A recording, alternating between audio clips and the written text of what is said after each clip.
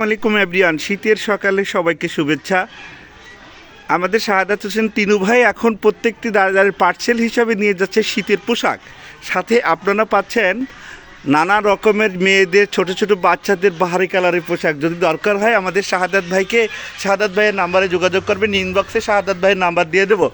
আর আমি এই মসজিদ মার্কেটের পক্ষ থেকে সবাইকে জানাচ্ছি আবারও ধন্যবাদ। আমাদের মসজিদ মার্কেটে নানান ধরনের পোশাক আদি এরকম ভ্রাম্যমানভাবে বিক্রি হয়।